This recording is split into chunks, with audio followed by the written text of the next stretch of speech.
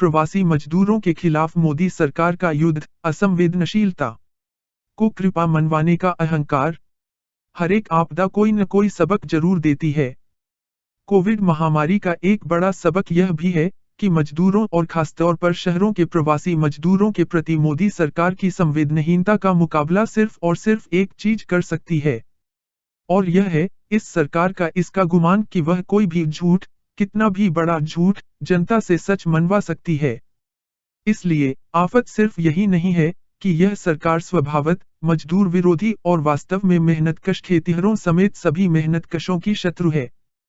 Code में खाज यह कि उसे इसका पक्का यकीन है कि वह, जाहिर है, कि सभी संवैधानिक संस्थाओं से लेकर मीडिया तथा हर तरह की सरकारी निजी संस्थाओं तक के ऊपर अपने अभूतपूर्व नियंत्रण के बल पर और अपने अतुलनीय आर्थिक व सांगठनिक संसाधनों के बल पर बहुसंख्यक जनता से कुछ भी मनवा सकती है। यानी उसके मजदूर विरोधी स्वभाव पर चुनाव आधारित व्यवस्था समेत किसी भी संस्था का कोई अंकुश कम से कम फिलहाल तो नहीं ही है। प्रवासी मजदूरों की घर वापसी के लिए श्रमिक ट्रेनों के प्रसंग में देखने को मिला इस सरकार का रुख इसी का जीता जागता उदाहरण है।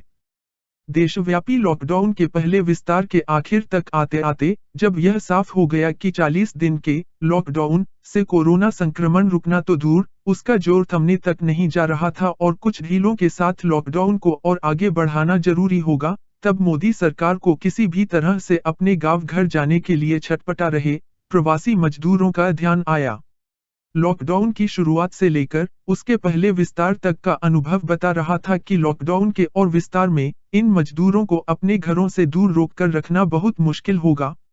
लॉकडाउन के 5 हफ्ते से ज्यादा के दौरान लगातार इसकी हैरान करने वाली और कई बार दिल दहला देने वाली खबरें मीडिया की सारी मुश्कें कसे जाने के बावजूद आती रही थीं कि देश भर में दसियों हजार की संख्या में प्रवासी मजदूर अपनी सारी गृहस्थी सिर पर उठाए अपने घरों के लिए सैकड़ों किलोमीटर के सफर पर, अक्सर पैदल ही और खुशनसीब हुए तो साइकिल टेल वगैरह से ही या फिर टैंकरों, ट्रकों यहाँ तक कि मिक्सरों तक में छिपछिपाकर निकल पड़े थे।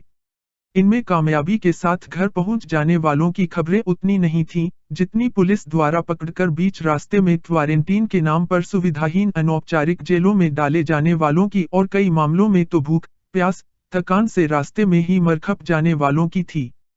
फिर भी यह सिलसिला लगातार जारी रहा था और लगभग सभी महानगरों से ही नहीं मामूली शहरों से भी पलायन जारी था, क्योंकि मजदूरों का कहना था कि जब मरना ही है तो परदेश में काम के बिना भूखे प्यासे मरने से अच्छा है अपने घर जाकर मरें, और यह भी कि कोरोना तो बाद में मारेगा, लॉकडाउन में भूख से पहले ही मर जाएंगे। फिर भी दिल्ली में बैठकर इस विशाल महादेश के लिए सख्त फैसले लेने का गरूर पालने वाले शायद इस सब को तो अनदेखा करते भी रहते, पर मुंबई में बांद्रा से लेकर सूरत तक में बड़ी संख्या में प्रवासी मजदूरों के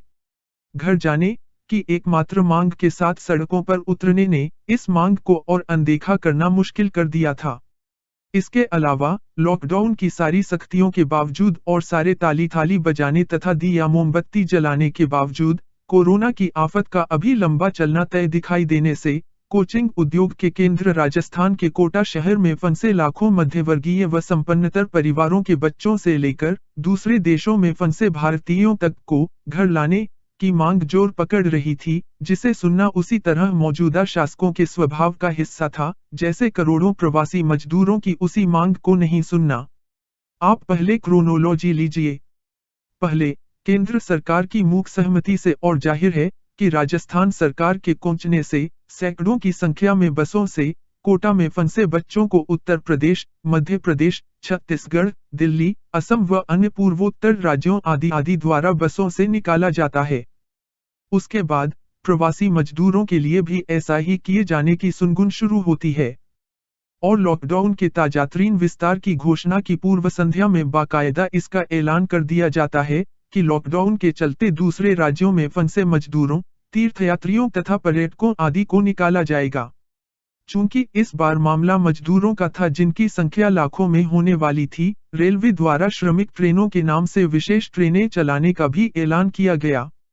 बहरहाल, जैसा कि मोदी राज के मजदूर विरोधी स्वभाव का तकाजा था, जिसमें कोरोना के खिलाफ युद्ध के सारे ऐलानों के बावजूद रत्ती भर फर्क नहीं पड़ा है, रेलवे और उसका संचालन करने वाली केंद्र सरकार दोनों ही शुरू से इस संबंध में बिल्कुल स्पष्ट थे कि इन मजदूरों को इस सफर का पूरा पैसा देना होगा। 1 मई को जारी रेलवे की विज्ञप्ति में यह स्पष्ट भी किया गया था कि यह किराया इस प्रकार होगा: मेल एक्सप्रेस का स्लीपर का किराया प्लस 30 रुपये सुपर फास्ट चार्ज प्लस 20 रुपये अतिरिक्त शुल्क, यानी हर एक यात्री से पूरे 50 रुपये अतिरिक्त वसूल किए जाने थे। इसके साथ ही 1 तथा 2 मई के अपने दिशा निर्देशों में रेलवे ने यह भी स्पष्ट कर दिया था कि वह स्टेशनों पर टिकट मुहैया नहीं कराएगी। इन विशेष ट्रेनों के point two point ticket railway राज्यों को ही मुहैया कराएगी और राज्य ही संबंधित यात्रियों से टिकट का पैसा जमा इकट्ठा करेंगे और रेलवे को देंगे। ऐसा भी नहीं है कि रेलवे तथा उसे चलाने वाली सरकार तक इसकी बढ़ती आवाज पहुंची ही नहीं हो कि ये मजदूर जो करीब 40 दिनों से रोजी रोटी के साधनों से कटे हुए थे, इस यात्रा के लिए पैसा कहां से लाएंगे। इंडियन एक्सप्रेस की 3 मई की एक रिपोर्ट में migrants pay to return home states ask centre to foot the train fare bill, railway board के चेयरमैन का इस आशय का बयान मौजूद है कि सरकार ने सोच समझकर यह तय किया था कि इन ट्रेनों को मुफ्त में नहीं चलाया जाए, ताकि उन्हें ही ले जाया जाए जो वाकई जाने के इच्छुक थे। उनके शब्द थे, यह सेवा प्रवासी मजदूरों, छात्रों आदि के लिए ही है और उन्हें पूरी स्क्रीनिंग के बाद ही यात्रा करने दिया जाएगा। ये ट्रेनों आम लोगों के लिए नहीं हैं। इसलिए हम बस नाम मात्र का किराया ले रहे हैं। यह दूसरी बात है कि यह नाम मात्र का किराया, जैसा हमने पहले ही बताया, सामान्य किराए से 50 रु ज्यादा था। प्रसंगवश यह भी बता दें कि इसी समय पर कर्नाटक की भाजपा सरकार ने आंध्र प्रदेश जा रहे प्रवासी मजदूरों को बस से ले जाने के लिए सामान्य 4 गुना किराए की मांग की थी, जिसकी गणना यात्री के किराए के साथ बगल की खाली रखी जाने वाली सीट का किराया और वापसी पर दोनों सीटें खाली आने का किराया जोड़कर की गई थी। जब इसका ज्यादा शोर मचा तो इस मांग को आधा कर दिया गया और वापसी का किराया छोड़ दिया गया।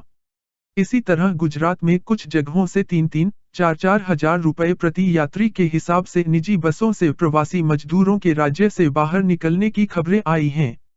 बहरहाल इस किराए के बोझ को बहुत ज्यादा पाकर कुछ प्रवासी मजदूरों के पैदल ही यात्रा करने का तय करने, कई जगहों पर बहुत से मजदूरों के इसी वजह से अपने राज्यों में जा रही ट्रेनों में नहीं चढ़ पाने तथा बहुतों के घर से पैसे मंगवाकर जैसे तैसे टिकट का इंतजाम करने की बढ़ती खबरों की पृष्ठभूमि में, जब एक ओर कांग्रेस पार्टी ने खुद सभी जरूरतमंद मजदूरों की ट्रेन टिकट के पैसे खुद देने का ऐलान किया तथा आरजेडी ने बिहार में मजदूरों की 50 ट्रेनें लाने का पैसा देने का ऐलान दिया और दूसरी ओर महाराष्ट्र जैसी राज्य सरकारों ने केंद्र से यह भार उठाने की मांग की तथा खुद सुब्रमण्यम स्वामी जैसे भाजपा नेताओं ने इस पर सवाल उठाना शुरू कर दिया कि पीएम केयर्स के नाम से जो कोष ऐसी ही आपदा में सहायता देने के नाम पर सरकार के सारे साधन लगाकर जमा किया जा रहा है, उसमें से यह खर्चा क्यों नहीं किया जा सकता है। तो सत्ताधारी भाजपा और सरकार को ख्याल आया कि इससे तो उसके लिए अच्छा संदेश नहीं जाएगा और उसके सुप्रीमो की सूट-बूट की सरकार की छवि लोगों को फिर याद आ जाएगी। बस फिर क्या था, मोदी सरकार और भाजपा के प्रवक्ता सारे सरकारी दिशा निर्देशों, मजदूरों को दी गई टिकटों, रेलवे द्वारा राज्यों से लिए गए पैसे तथा पैसा न होने के चलते बहुत से मजदूरों के ट्रेन में नहीं चढ़ पाने जैसी ठोस सच्चाइयों के बावजूद यह साबित करने में जुट गए कि मोदी सरकार की रेलवे की ओर से तो मजदूरों की यह यात्रा मुफ्त ही थी। राज्यों से सिर्फ 15% किराया देने की अपेक्षा की जा रही थी और यह पैसा भी रेलवे इन मजदूरों को खाना और पानी आदि देने पर ही खर्च करने जा रही थी। वास्तव में यह तक कहा गया कि रेलवे ने बड़ी उदारता से यह तय किया था कि ये यात्री जितना पानी मांगे उन्हें दिया जाए, 1 बोतल की कोई पाबंदी नहीं रखी जाए। प्रवक्ताओं ने यह साबित करने में पूरा जोर लगा दिया कि सामान्य से 50 रुपये अतिरिक्त किराया वास्तव में रेलवे द्वारा 85% माफी दिए जाने के बाद का नाम मात्र का किराया है। यानी बिना योजना के लॉकडाउन थोपने के तानाशाहीपूर्ण फैसले के जरिए दाने दाने को मोहताज कर दिए गए मजदूरों के प्रति घोर असंवेदनशीलता ही नहीं, उसे मोदी सरकार की अतिरिक्त उदारता साबित करने की बेशर्मी भी। कोरोना से युद्ध के नाम पर प्रवासी मजदूरों के खिलाफ मोदी सरकार का युद्ध और कोरोना से युद्ध के नाम पर खासतौर पर प्रवासी मजदूरों के खिलाफ मोदी सरकार के युद्ध का अंत इतने पर भी नहीं होने वाला है। प्रवासी मजदूरों को ट्रेनों से घर वापसी की उम्मीद बंधाने के बाद अपने दिशा निर्देशों के स्पष्टीकरण मुहैया कराने के नाम पर मोदी सरकार इस वादे से भी पीछा छुड़ाने की कोशिश कर रही है।